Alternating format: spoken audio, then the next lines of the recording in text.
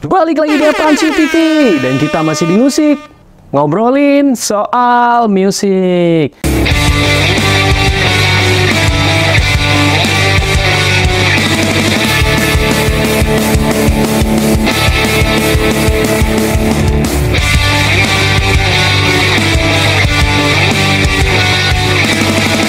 Musik, ngobrolin soal musik. Masih sama gua tentunya, dan yes, gimana kabar kalian hari ini? Semoga sehat dan berkah selalu gitu kan ya. Jadi musik kali ini masih ngebahas seputar band yang bakal perform di Jakarta 25 Agustus 2024. Siapa lagi kalau bukan Bring Me The Horizon gitu kan.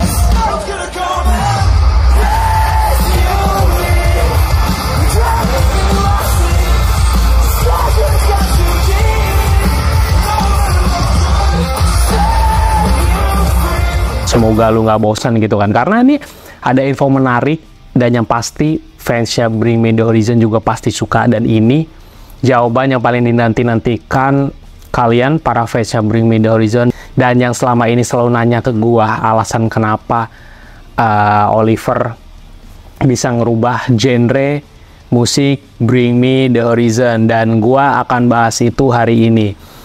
Tapi sebelum itu, bagi yang baru bergabung di channel ini, jangan lupa selalu dukung channel ini dengan cara yes, lu like, komen, subscribe, jangan lupa di-share, bagiin ke teman-teman lu info menarik dari channel ini, dan kita bangun channel ini bisa lebih berkembang di kemudian hari nanti gitu kan ya.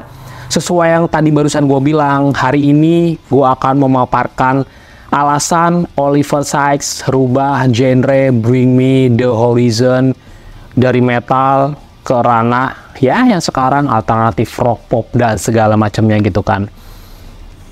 Kita akan bahas itu. Let's go. Dalam sebuah wawancara Oliver pada sebuah podcast radio beberapa waktu lalu, Oliver ditanya kenapa BMTH yang musiknya mainstream tiba-tiba merubah genre mereka ke arah yang lebih soft dan keluar dari jalur yes yang kalian udah tahu metal gitu kan. Oliver selaku vokalis Bring Me The Horizon bilang, awalnya Oli bilang kecewa sama musik rock. Dia pikir musik rock itu membosankan, dan Oli punya gambaran bahwa rock dan metal bakal tetap kayak gini dan gak akan berubah. Udah gitu, Oli pikir album Amo mencetus ide itu, dan sebagai hasilnya album ini berbeda dari album rock dan metal tradisional. Oli meninggalkan banyak komentar negatif soal rock pada saat itu. Tapi Bring Me The Horizon mau membuat sesuatu yang baru, sesuatu yang lebih berpikiran maju, tegasnya Oliver Sykes gitu kan. Lanjut ya. Oliver menambahkan bahwa musik ini lebih sulit, menantang, agresif, dan menarik.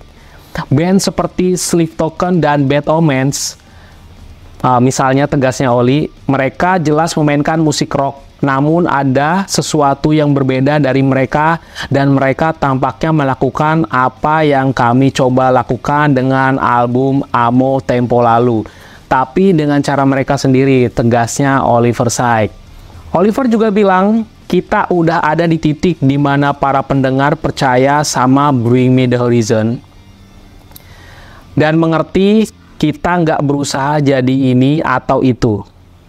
Kayak mereka udah tahu Bring Me The Horizon bisa jadi apa aja. Lagu berikutnya, album berikutnya, Bring Me The Horizon bisa jadi apa aja, tapi pasti bukan sesuatu yang menurut mereka sukai. Udah gitu, mungkin dulu orang mikir kita jadi lebih mainstream atau lebih pop sekarang, dan Bring Me The Horizon udah kehilangan jati diri sebagai band yang mereka cintai. Dan semua hal itu sekarang ada di mana menurut Oliver mereka kayak mikir BMTH nggak punya gambaran bakal gimana selanjutnya. Dan kita nggak peduli, kita percaya aja gitu. Maksud Oliver, kita ikut aja arus, dan ya menurut Oliver itu posisi yang enak banget, tegasnya Oliver Sykes gitu. Wah, menarik ya. Oliver juga bilang dia tahu pasti bakalan selalu ada haters. Ada orang yang cuma mau dengerin sound lama Bring Me The Horizon, atau orang yang kejebak di masa lalunya Bring Me The Horizon. Tapi menurut Oli, secara umum kayak hubungan antara kita dan fans nggak pernah lebih baik kayak gini. Dimana hubungan yang tulus dan asli ada di sana. Dimana kita bisa terhubung dengan fans BMTH tentunya. Lanjut ya. Oliver juga bilang, ini ada di mana semua orang ngelawan apa yang Bring Me The Horizon lakuin, atau kayak lu cuma ngeliatin hal-hal negatif dan bikin lu terbebani. Dan jadi malah menuntut lebih. Sekarang Bring Me The Horizon udah punya hubungan yang sangat bagus. Kayak kita ngejaga jarak yang pas dengan fans, dan kita bukan orang yang bakal duduk ngobrol sama mereka, tapi kita punya koneksi yang bisa kita jaga dan rasanya asli dan gak ada paksaan soal musik.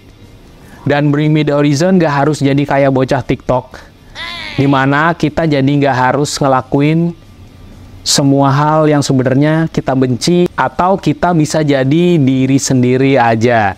Jalanin aja, dan para fans juga bakalan ada di sana, tegasnya Oliver Sykes gitu kan. Wah, menarik sih. I feel like we're in a place where people trust us and understand and get that we're not trying to be this or that. Like, they just know now Bring Me The Horizon could be anything. The next song, the next album could be anything, but it won't definitely be something. I think at one point people thought, oh, they're just getting more mainstream or more poppy and we're losing the band that we loved and all this stuff. Whereas now I just think they're like, we don't have a clue what's next and we don't care. We trust that, like, do you know what I mean? We're along for the ride. Yeah. And I think that's a really nice place to be in. You know, you're always going to get haters and you're always going to get people that just want the old sound or just want that, or people that are stuck in past. But I think on like a general level, like the connection between us and our fans has also never been better. Like there's like this kind of inside jokes we have, whether it's like the maid outfit or whatever, you know what I mean? Like we have all this kind of stuff that there's a true genuine connection there where we can connect, which is at some points really difficult when like you just feel like everyone's against what you're doing, or like you're just looking at the negative stuff, or the negative stuff's like feels overwhelming. Yeah, so I think as well, like we've just got like such a good, like we're at arm's length, you know, fans. We're not the kind of people that are going to sit there and talk with them, but also like we have a connection that we can maintain and that feels really nice and feels really genuine and not forced. We don't have to be those kind of TikTok kids, or like we don't have to do all this stuff that we would actually hate. Do you know what I mean? We can just be ourselves, get on with it, and the kids are kind of there generating that stuff for us, and we're having a laugh with them. We're so like grateful for that kind of passion. Agak ngebahas tentang bocah TikTok ya, apa mungkin mereka tuh sebenarnya ngelakuin apa yang nggak harusnya mereka inginin sesuai dengan yang Oli bilang gitu kan. Terus tanggapan kalian gimana nih soal BMTH yang merubah genre musiknya mereka, terutama yes di album Amo yang banyak orang juga bilang nggak suka gitu kan. Terus tulis di kolom komentar opini kalian apa gitu kan. Gua rasa sih menarik ya. Jadi dari musik, kita bahas dikit ya, dari musik mainstream metal tiba-tiba lu jatuh banget ngerubah genre lu, dan lu rela, kasar kata yang tadi si Oli bilang, dia nggak masalah lah, dia nggak dengerin cibiran orang tentang apa yang dia lakuin sekarang gitu kan. Dan ya udah, Bring Me The Horizon bisa selangkah lebih maju, apalagi dengan masuknya kemarin Jordan Fish gitu. Kayaknya gue udah bahas info-info tentang Jordan Fish kenapa keluar, kalau yang belum tonton dulu di sini gitu kan. Jadi emang bawa banyak pengaruh sih buat Bring Me The Horizon, terutama album ya. Jadi yang tadinya mereka mungkin pandangannya sempit tentang musik, jadi terbuka lebar dan luas berkat si Jordan Fish. Terutama startnya tuh mulai dari album Sempiternal menurut gua, hingga ke Horror Vision Next Gen yang seperti sekarang ini yang baru rilis ini. Menurut gue sih startnya dari mulai album Sempiternal gitu kan. Sebelum-sebelumnya sih gue bilang sih, wah musiknya Bring Me The Horizon sih gokil parah, cadas parah gitu kan.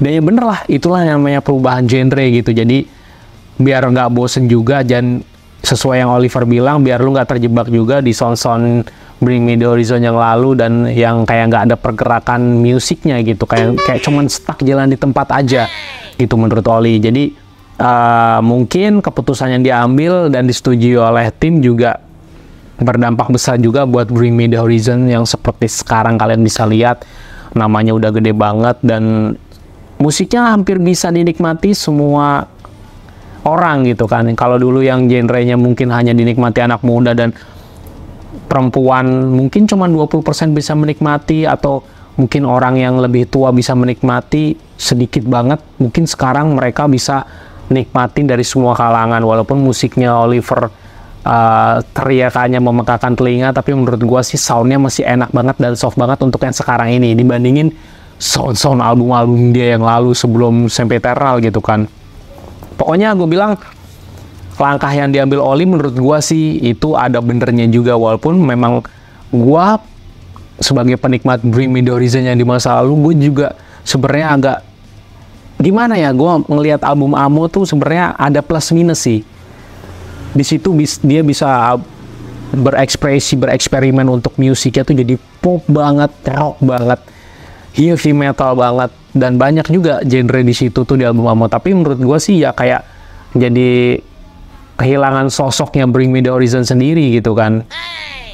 Jadi kayak ya udah sih, lu jadi kayak yang penting gue nikmati musik aja, gue bikin musik yang bagus aja sesuai yang Oli bilang, dan Bring Me The Horizon-nya bisa lebih menantang gitu kan untuk soalnya nggak gampang ya lu ngarasemen suatu musik itu jadi musik yang bener-bener genre seperti ini sih menurut gue sulit ya. Ya itulah gunanya si Jordan Fish gitu kan hadir di antara Bring Me The Horizon ya, walaupun sekarang dia udah cabut dari Bring Me The Horizon gak masalah ya, tapi setidaknya warisan yang ditinggalinya itu beramat sangat kepake banget, terutama sequencer elektroniknya ya kepake banget hingga saat ini dan mendominasi Bring Me The Horizon untuk live agar lebih baik lagi, dramatikal di panggungnya lebih keren lagi, bahkan sound effect-nya tuh yang dihasilkan dari sequencernya gue bilang luar biasa keren gitu kan, dan di setiap performnya mereka tuh gila banget. Udah gitu itulah yang gue bilang yang namanya butuh eksperimen, jadi lu menerima saran yang kritik dari orang bisa lebih ngebangun lu lebih maju ke depannya gitu kan. Dan baik lagi, gue pengen ingetin, jangan lupa ya, sekali lagi nih, buat datang ke live-nya Bring Me The Horizon yang diadain oleh siapa lagi, bukan Rebel Entertainment, Bang Rebel, thank you. Dan bakal ada di Ancol. Live-nya tuh tanggal 25 Agustus 2024 besok. Jadi jangan lupa datang yang udah beli tiketnya, gitu kan. Jadi nanti di sana kita bisa saksikan live-nya Bring Me The Horizon, mungkin ngebawain album Next Gen yang kedua ini gitu, kayak bakal kayak gimana kesannya, soalnya banyak banget yang pengen gue lihat di sana gitu kan ya. Mungkin bisa gue kasih cuplikannya aja kalau misalnya gue nggak bisa bikin videonya di sana gitu kan, soalnya gue pengen menikmati banget nonton Bring Me The Horizon ya, soalnya kemarin kan sempat rusuh juga, dan yang kemarin juga gue nggak bisa hadir juga gitu kan untuk live-nya Oliver Sykes dan kawan-kawan gitu kan ya. Mungkin infonya sampai di sini aja gitu kan, dan ini udah ngejawab banget tentang kenapa alasan Oliver Sykes dan kawan-kawan dari Bring Me The Horizon ngerubah genre-nya gitu kan, karena yang udah dijelasin sendiri sama Oliver Sykes gitu kan.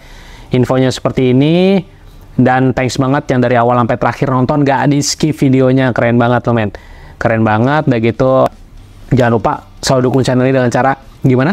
Lu like, comment, subscribe. Jangan lupa di-share, bagiin ke teman-teman lu info menarik dari musik yang ada di channel ini gitu kan.